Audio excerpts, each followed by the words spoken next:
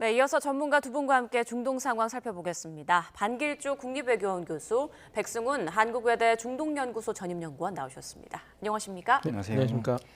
자, 미국과 이란의 2차 회담이 휴전 종료 시한 내에 이루어지지 못하면서 양측의 치열한 삿바 싸움이 계속되고 있습니다.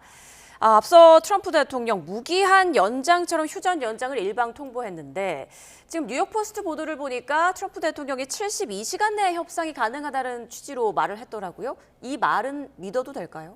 우선 이제 파키스탄의 이제 회담 준비 상황을 보면 전혀 좀 가능성 없는 건 아니다 이렇게 보여지는 것도 있어요. 왜냐하면 현대 회담장은 지금 여전히 준비가 되고 있는 거거든요. 그래서 이게 전혀 가능성이 없는 건 아니지만 좀 희망사항에 가까운 측면이 좀 있습니다.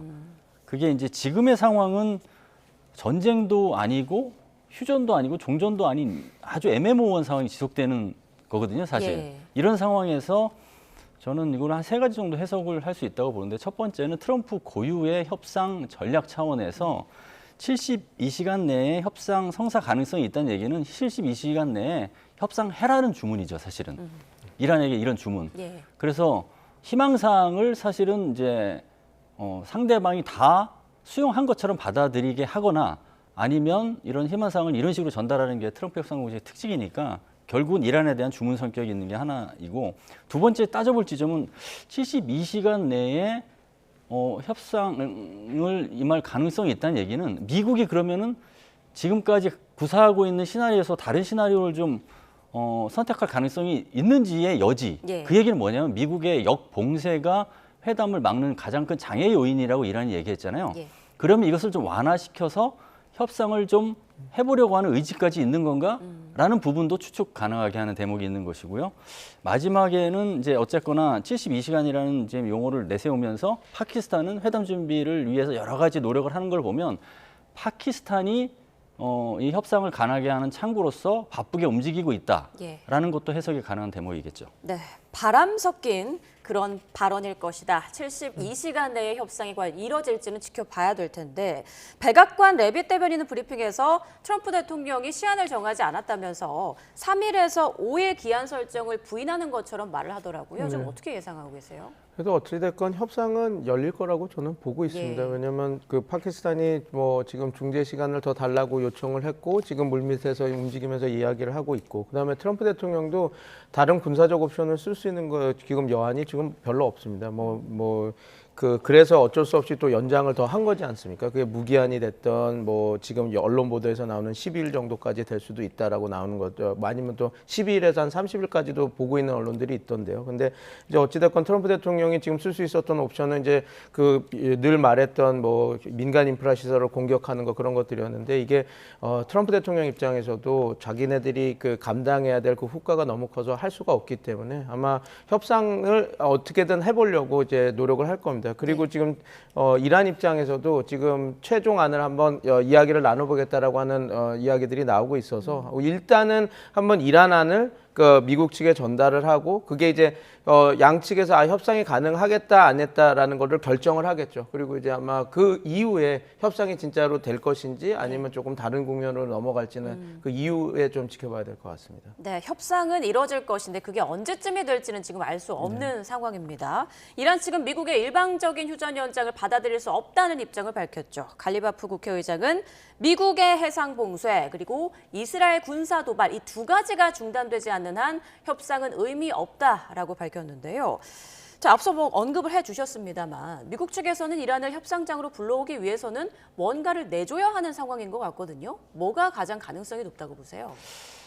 우선 지금 이란이 이렇게 얘기하는 것은 이제 맞대응 전략의 성격이 좀 있죠. 군사적으로도 맞대응이고 협상에서도 맞대응이다라는 거예요. 그러면은 그 맞대응 차원에서 지금 작전적인 측면에서 했던 것은 미국의 역봉쇄.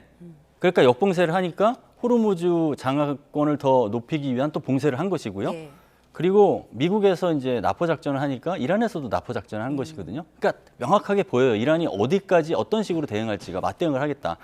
그게 이제 결국은 그런 맞대응 작전을 통해서 대등한 작전을 하면 동등한 협상으로 갈 수 있을 것이다, 이런 판단을 하는 것 같아요. 그래서 결국은 역봉쇄 작전을 일단 풀어라라는 얘기인데, 사실은 협상은 기본적으로 주고받는 것이죠. 그러니까 미국이 역봉쇄 작전을 풀면 이란도 줘야 될 게 있을 거예요. 그러면은 호르무즈 해협 개방을 해야 될 것이고 미국이 이제 납포하는 것을 멈추면 이란도 납포하는 것을 멈춰야 되는 것이거든요. 그러면은 저는 이렇게 봅니다. 그래서 이런 맞대응 전략에는 미국에 대적하는 것도 있지만 미국이 선물을 주면 이란도 선물을 줘야 되는 그것도 이란이 알아야 된다. 예. 그렇게 말씀드릴 수 있겠습니다. 네, 그래서 이란이 협상에 나서지 않는 이유에는 불신이 가장 크다라는 분석도 있습니다. 무엇보다 트럼프 대통령의 오락가락하는 발언이 이란의 심기를 건드리고 있다라는 분석도 있었는데 72시간 내에 협상이 가능하다는 이번 트럼프 대통령의 그런 취지의 발언이 또 이란의 그 마음을 건드리진 않을까, 불편하게 하진 않을까, 어떻게 예상하십니까? 뭐 72시간에 뭐 지금 반 교수님께서 말씀하신 그 부분들, 이란이 이야기했던 얘기를 빨리 풀어낸다면 예. 뭐 72시간 뭐 얘기한 거가 뭐 그 크게 문제가 될 것 같지는 않습니다. 근데 문제는 지금 앵커님 지적해 주신 것처럼 가장 큰 이 문제는 봉쇄를 푸냐 마느냐 그거보다 신뢰 문제였습니다. 신뢰. 그러니까 미국이 협상을 하자고 하면서도 해상 봉쇄를 유지하면서 납포를 계속 하고 있지 않습니까? 예. 근데 또 이게 어떻게 보면 협상장에서 풀어야 될 의제들을 지금 계속해서 미국이 다 차단해 버리고 있거든요. 그러니까 호르무즈 봉쇄권도 그러니까 이란이 부분 봉쇄를 하고 통제를 하고 있다라고 하는 그 사실이 지렛대거든요. 그래서 이란은 그걸 협상장에 가지고 가서 대화를 통해서 풀면서 자기네들이 경제 유인을 받아야 되고, 그다음에 핵도 마찬가지입니다. 핵도 자기네들이 갖고 있는 농축 우라늄 60% 440kg 그리고 20% 농축된 우라늄 810kg 정도를 자기네들이 갖고 있는 상태에서 이걸 어떻게 반출을 할 것인지, 어떻게 희석시킬 것인지, 감시 감독은 어떤 식으로 할 것인지 그걸 얘기를 하면서 트럼프 대통령이 공언한, 그러니까 2,500억 달러 정도 되는 356조의 그 기금, 그 다음에 1,000억 달러 정도 되는 동결된 자금을 어떻게 풀까, 그런 것들이 이제 서로 주고받으면서 얘기를 해야 되는데 지금 트럼프 대통령은 그 대화를 하려고 하는 그것까지도 다 흔들고 있거든요. 예. 봉쇄는 이란 너가 하는 게 아니라 내가 하고 있으니까 네가 쓰는 봉쇄 카드는 아무것도 아니야. 그러니까 내가 그걸로 그 경제적 유인을 많이 줄 수 없을 것 같은데, 그리고 핵 문제도 마찬가지입니다. 저 뭐 계속 얘기를 나왔었는데 갑자기 계속 용어도 찌꺼기, 그러니까 핵 찌꺼기라는 얘기를 하면서 그거 이미 다 갇혀 있는 거, 폐허 안쪽에 있는 거 아니야? 그래서 어차피 쓸 수 없는 거 아니야? 내가 끄집어 나올 수도 있겠지만 안 끄집어 나와도 상관없어. 이런 식으로 얘기하는 것은 결국은 이란 입장에서는 이거 협상의 신뢰가 만들어질 건가? 내가 지금 이렇게 들어와서 하려고 하는데 이게 가장 중요한 의제로 얘기를 다녀야 되는데 이건 중요한 의제가 아니다라는 식으로 얘기를 하고 있는 거 자체가 신뢰를 흔드는 거기 때문에 예. 일단은 좀 신뢰를 구축할 수 있는 장치들을 만들어서 이건 지켜주겠다라고 하고 들어와서 지금 의제에 올라온 것들을 좀 얘기를 해야, 그런 협상에 대한 진정성을 보여줘야 이란 측에서도 이게 쉽게 깨지지 않겠구나라고 해서 협상에 다시 참여할 수 있는 그런 조건들이, 여건들이 만들어지지 않을까 그렇게 보고 있습니다. 네, 트럼프 대통령이 휴전 연장 발표 후에 종일 참모들과 대응책을 논의했다라고 알려지고 있습니다. 이 자리에서 폭격 재개의 필요성을 물었다고 하는데 폭격에 다시 나설 가능성도 있을까요? 이란을 협상장으로 끌어오기 위해서? 예, 백악관에서 대응책 논의한 게 이제 살펴볼 지점이 사실은 한 국가가 정책을 선택할 적에는 이해득실을 따져보고 리스크 진단을 원래 하거든요. 근데 이런 상황이 발생하니까 사실은 리스크 진단이 아니라 리스크를 해결을 해야 되는 상황이 되다 보니까 선택지가 좁아지는 그런 측면이 있었고, 트럼프 행정부에서 이게 이제 초기부터 단점으로 작용할 것이다라는 얘기가 있었어요. 백악관도 원래의 기존의 아주 탄탄했던 의사결정 체계에 따르지 않는 것, 그다음에 전쟁부, 국무부도 마찬가지라는 우려가 있었거든요. 이번 전쟁에서 그런 모습이 보이는 게 결국은 이 급박하게 어떻게 해야 되느냐라는 모습이 오락가락 행보처럼 비춰지는 게 있죠. 근데 지금의 국면을 보면 2월 28일 날 이제 전쟁이 시작돼서 2달 가까이 돼가는 과정에서 핵시설 타격하고 군사 인프라 와해하고 그다음에 레짐 체인지까지 됐다고 얘기했어요. 그럼 지금은 미국이 뭐를 해야 되느냐? 현 국면에서는 이제 이란 전쟁의 자체적 평가를 해보니 목표를 달성했으니까 나가야 될 때예요. 네. 그럼 나가야 될 때이기 때문에 사실은 폭격 재개라는 이 필요성을 물어봤을 때 폭격을 재개해야 된다라고 답을 했다고 하면 그건 합리적인 판단이 아닐 수가 있거든요. 예. 당연히 그러니까 출구의 상황이라면 그러면은 따라서 다른 방법을 선택했겠죠. 크게 3가지 시나리오 중에서 협상을 하고서 협상이 타결되는 시나리오 하나, 협상을 하고 협상이 결렬되는 시나리오 하나는 그냥 초토화 작전하는 방안인데 당연히 지금의 국면을 2달 가까이 된 국면에서는 3번째는 옵션이 아니라는 거죠. 그러니까 첫 번째, 두 번째 옵션 협상을 일단 진행하고 타결이든 결렬이든 그 과정이 필요하다라고 해서 그 방향이 결국은 절충안으로 채택이 된 것으로 알려지고 있습니다. 지금 분위기로 봐서는 4월 말 종전은 사실상 물 건너간 거 아닌가 이런 생각이 드는데 얼마나 좀 시간이 더 필요할 거라고 생각하세요? 저는 지금 이 모호한 상황을 딱 보면서 휴전 종전도 아니고 말씀드렸던 것처럼 이런 상황을 보면서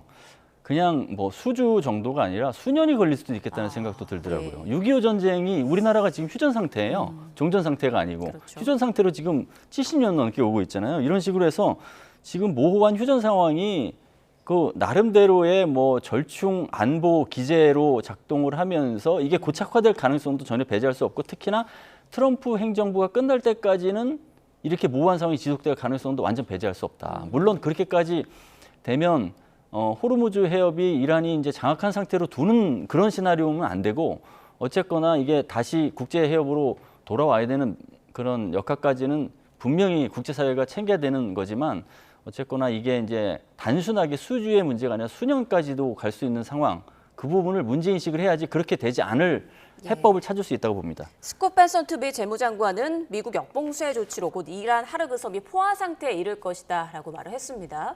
지금 미국에서는 이란의 자금줄을 죄면서 협상력을 높이려는 그런 모습도 계속 보이고 있는데 이란이 끝까지 버틸 거란 전망도 계속 나오더라고요. 왜냐하면 단기적으로는 버틸 힘이 있습니다. 그러니까 지금 베센트 장관이 얘기하는 그 호르무즈 하르그 섬에 대한 생산 시설이 너무 이렇게 꽉 차서 이제 석유 생산을 줄일 수밖에 없는 상황. 석유 생산을 줄이면 그게 계속 그냥 단기간에 다시 올릴 수 있는 건 아니니까 이게 그 생산 능력이 약화되는 거거든요. 근데 이거는 지금 이란뿐만 아니라 쿠웨이트, 카타르, 사우디아라비아 다 겪는 상황입니다. 왜냐하면 지금 호르무즈 해협에서 석유가 밖으로 나가지 못하고 있으니까 자기네들이 이게 쌓이니까 지금 생산력을 줄이고 있는 거거든요. 그래서 베센트 그 장관의 이야기는 꼭 이게 이란만 당하는 것이 아니니까 그리고 이게 단기적으로 그 이란에게 큰 영향을 가는 사건은 아닙니다. 그래서 지금 뭐 그 반길주 교수님 말씀해 주신 것처럼 이 휴전을 뭐 1년, 2년을 보면서 이제 이란을 압박하겠다라는 그 큰 보관이 있다면 베센트 장관이 말이 효과가 있겠지만 이게 트럼프 대통령이 말하는 72시간 안에 끊는다고 한다면 이게 막히는 게 뭐 저는 그렇게 큰 지금 상황에서 이란에게 그 큰 경제적 타격은 주는 것은 아니다 그렇게 보고 있습니다. 네, 이란 측에서는 눈에는 눈, 이에는 이식으로 계속 대응하고 있는 것 같습니다. 호르무즈 해협에서 이제 미국이 이란 선박을 2척 납포한 데 이어서 이란도 선박 3척을 납포한 것으로 알려졌죠. 화물선에 폭격을 가한 사실도 전해졌는데 앞으로의 호르무즈 해협 분위기는 좀 어떻게 전망하고 계세요? 이란은 지금 미국을 상대로 똑같은 수준에서 맞대응 전략을 하고 있는 가운데 그것을 이제 화전 양면 전략 측면에서 설명을 할 수가 있거든요. 대화와 군사적인 카드를 같이 똑같은 수준에서 쓴다. 그렇게 이제 대결을 하겠죠. 그리고 이제 사실 이란이 이제 미국에 비해서는 군사력이 아주 심한 열세이기 때문에 그 열세를 극복하기 위해서 맞대응 카드로 이제 쓴 것이 민간 시설 타격 등을 포함해서 볼모 작전을 한 거잖아요. 그래서 결국 막대응 카드가 전력이 부족해도 가능하다는 것을 이란이 확인한 거예요. 그럼 그렇게 계속 하겠죠. 그러면은 그것만 놓고 보면 미국이 먼저 이란에 대해서 대규모 공습이라든가 이제 과거 지난 한 2달여간 했던 초타 작전을 재개하지 않는다면 먼저 그러한 수준의 카드는 쓰지 않을 가능성이 있다. 그렇게 보여집니다. 근데 만약에 이제 미국의 그 변수에 부응하거나 거기에 맞춰서 카드를 쓸 경우에 여러 카드가 있을 거예요. 이란 입장에서는. 그 뭐냐면 첫 번째는 호르무즈 해협 장악을 좀 더 20여 개의 기뢰가 지금 호르무즈 해협에 지금 매설돼 있다고 하잖아요. 그 부설돼 있는데 20여 개 부설된 것만으로도 그렇게 그 봉쇄 효과가 크잖아요.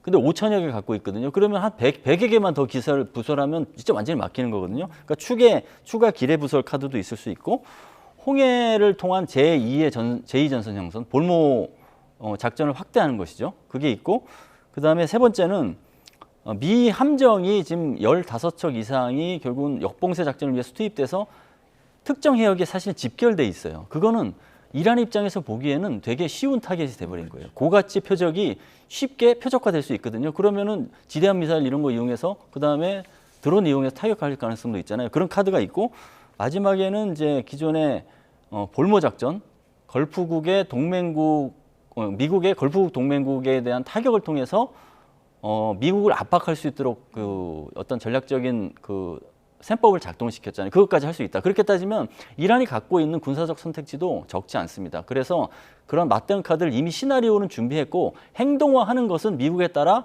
한번 보겠다. 이런 입장인 것으로 보여집니다. 예, 이란 혁명수비대와 연계된 강경 매체에서는 호르무즈 해협 그 해저 인터넷 케이블을 위협할 가능성도 언급을 했던데 이게 주변국에도 굉장히 큰 타격을 줄 수가 있다고 하더라고요. 어떤 건가요? 뭐 광 케이블 다 연결돼 있으니까 이제 그 송금이나 그 은행 송금이나 이런 인터넷 같은 모든 인터넷 기반의 했던 그런 것들이 다 예. 멈출 수 있는 거죠.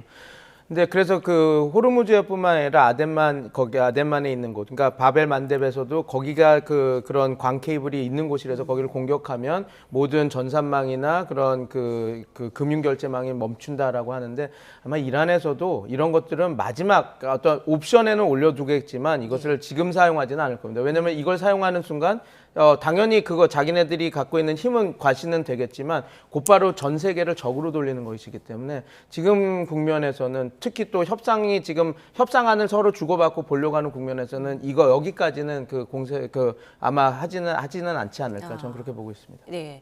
자, 지금 미국의 무기 재고 상황도 빨간불이 켜진 것으로 알려지고 있습니다. 핵심 미사일 비축량이 상당 부분 소진됐고 만약에 수년 안에 유사 상황이 발생할 경우에 투입할 미사일도 부족하다 뭐 이런 분석이 나오는데 지금 상황 좀 어떻게 보세요? 그렇죠. 이란 전쟁 이전의 수준으로 회복하려면 1년에 4년 걸린다는 지금 분석이 나왔잖아요. 네. 그게 결국은 미국의 그 미사일 재고량 관리가 제대로 안 된 거죠. 그러니까 이란은 미사일하고 드론의 재고량 관리를 처음부터 했습니다. 근데 너무 이제 많은 폭격을 하는 과정에서 이제 빨리 끝내려고 하다 보니까 이런 그 전력, 특히 미사일이 이제 소진이 많이 된 게 지금 현실이고요. 실제로 이거에 대한 문제 인식이 있어서 뭐 GM 등 제조업 회사들 불러 모아서 회담도 했잖아요. 그 제조업 기업을 이용해서 방산 역량을 강화하기 위해서 그걸 했잖아요. 그래서 이 사실은 이게 단순 분석이 아니라 어떤 직면한 도전 요인인 것 같고, 그래서 이제 이 상황은 세 가지 측면에서 한번 따져볼 지점이 있는데 미국이 초토화 작전을 재개할 수 없는 또 다른 이유이기도 해요, 사실은. 예. 그러니까 협상 자체가 이란의 어떤 그 보이콧 비슷하게 돼서 안 되는 것도 있지만 더 미사일을 쓸 수도 없는 환경이라는 것도 있는 거죠, 사실. 그리고 두 번째는 이 미국에서도 이제 무기를 이런 무기를 사용해야 될 곳이 대중국 견제라는 그 원래 목표가 있었거든요. 메가 진영에서는 대중국 견제를 고강도 견제라고 해서 군사 위협까지 포함시켜야 된다라고 하면서 이 무기의 어떤 그 비축도 중요하다고 생각을 했는데 무기가 낮아지면 대중 억제력도 낮아지는 것이거든요. 그거에 대한 문제가 있는 것이가 있고, 그리고 미국 내에 무기가 차질이 생기면 트럼프 행정부에서 또 중요시 생각하는 게 거래이면서 또 미국의 어떤 경제적 부흥이잖아요. 그렇기 위해서 이 방산 역량을 활용하려고 하거든요. 그래서 무기 수출을 합니다. 예를 들면 중동에 무기 수출을 통해서 동맹의 결속력을 강화한다고 하거든요.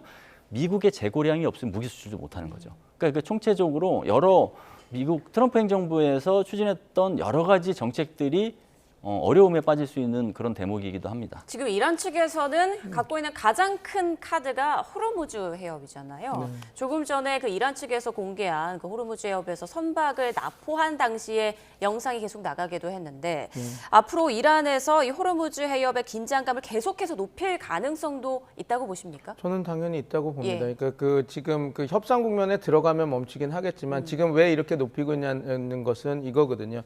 지금 미국이 협상장 들어가기 전에 호르무즈 봉쇄는 내가 하는 것이지 이란 너가 하는 것이 아니다라고 해서 협상력을 낮추려고 노력을 했으니까 지금 이란 측에서는 그렇지 않다. 우리는 충분히 아직까지 막 그런 역량이 된다라고 하는 걸 보여주고 있는 것이거든요. 예. 그래서 아마 그 협상이 시작되게 되면 이런 그 공격은 좀 잦아들 가능성이 높은데 협상이 되지 않는다면 계속해서 호르무즈 해협 통제권은 이란 우리가 갖고 있다는 걸 보여주기 위해서 저는 납포 작전들을 계속 할 겁니다. 근데 문제는 이란도 이걸 계속 쓰다 보면 문제가 더 커지긴 커집니다. 왜냐하면 지금 공격하는 것이 미국에 대한 공격이 아니라 지금 그 제3국 그 상선들에 대한 공격을 그렇죠. 계속하고 있거든요. 근데 그 3국 상선에 대한 그 공격은 아무리 이게 전시 상황이라고 하더라도 뭐 이게 그 국제법으로 그 위반이기 때문에 아마 제가 볼 때는 이란 입장에서도 그냥 마냥 계속해서 이걸 사용할 수 있는 그런 것은 아니다. 저는 그렇게 보고 있습니다. 네, 지금 이란 내부에서 협상 주도권이 혁명수비대 쪽으로 기울고 있다라는 분석이 많이 나오고 있습니다. 이란 최고 지도자 모즈타바는 얼굴 마담일 뿐이다라는 분석도 있는데 사실상 군부 출신 강경파 3명이 의견을 주도하고 있다라고 하더라고요. 이 3명은 누구인지 이런 내부 상황 좀 정리해 주시죠. 원래 이 3명이 아니라 그들이 지금 맡고 있는 보직이 원래 그 안보를 거의 책임지는 그 보직입니다. 네. 그러니까 아하마디 바히디는 그 이란 혁명수비대 사령관이고 뭐 이란 혁명수비대는 이제 다 아실 겁니다. 그다음에 최고 국가안보위 그 사무총장인 졸라가드. 근데 안보위 사무총장은 당연히 또 항상 혁명수비대 출신으로 그런 안보를 좀 보수적으로 이끌어가는 그런 그 집단의 수장이니까 당연히 그렇고요. 그다음에 최고 지도자의 군사안보, 그러니까 우리나라로 따지면 그 국가안보 뭐 보좌관이라고 볼 수 있겠죠. 그러니까 그 최고 지도자에게 직접 직보를 하고 그거의 의견을 좀 조율하는 그 사람인 그 모센 레자인데 그 세 사람이 갑자기 등극한 게 아니라 그 세 사람의 위치가 원래 강경 보수, 강경 그 안보 정책을 그 계속해서 유지하는 그 보직이었기 때문에 이 세 사람의 영향력이 세졌다라고 볼 수 있는데 그 영향력이 세진 것은 결국은 이거 같습니다. 협상파가 이제 협상을 잘 이끌어 가려고 준비하는 과정에서 트럼프 대통령이 이중 봉쇄를 계속 유지하겠다면서 나포 국면으로 가지 않았습니까? 그래서 투스카 상선을 그러니까 이란으로 가는 중국에서 이란으로 들어가는 그 화물선을 이제 그 나포를 하고 그런 사건에서는 당연히 이게 이 세 사람이 갑자기 이렇게 등극해서 세진 게 아니라 지금 이 환경이 이 국면이 협상파보다는 보수파가 이야기가 세질 수밖에 없는 상황이라서 이들이 좀 부각되는 거라 그렇게 보시면 될 것 같습니다. 그러면 최고 지도자 그 모주타바의 지금 위상은 어떻게 분석하고 계십니까? 모즈타바의 위상은 이런 생각은 듭니다. 왜냐하면 모즈타바가 지금 새롭게 된 지도자지 그렇죠. 않습니까? 그리고 지금의 그 최고 지도자를 보좌하는 이런 안보 그 팀들도 다 거의 정말 새롭게 지금 올라온 세력들입니다. 그러니까 어떻게 보면 모스타바도 지금 그 혁명 수비대나 그런 조직들에 대한 통제력이 좀 약한 상황에서 지금 당연히 어떤 좀 한계들은 있을 것 같은데 뭐 지금 이 상황에서는 모스타바의 영향력이 향후에 커질지 작아질지는 판단하기가 쉽지는 않고 지금 상황은 모스타바가 지금 전쟁 상황에서 갑자기 지금 최고 지도자로 됐고 나름 지금 암살 위협이 많기 때문에 지금 제대로 된 회의들이나 이거를 제대로 운용하고 있느냐 이런 것들도 의문점이 많이 되고 있어서 그 그립감, 통제력이 좀 떨어진 것 같지. 지금 현 상황을 보고 이 모스타바가 이렇게 허수아비로 계속 갈 거다라고 보는 것은 조금 저희가 좀 지향하면서 좀 향후 어떻게 될 건지 지켜봐야 되는 상황입니다. 그러나 현 상황에서는 조금 그 과거 아버지가 갖고 있었던 그런 영향력보다 약한 거는 좀 사실인 것 같습니다. 네. 자, 지금 아까 방 교수님께서 이런 전쟁 상황이 수개월, 길게는 수년까지도 갈 수 있을 거라고 본다라고 말씀을 해주셨는데 지금 미국 내부 여론이 너무 좋지 않아서 트럼프 대통령이 빨리 발을 뺄 거란 분석도 좀 많이 나오고 있는 상황입니다.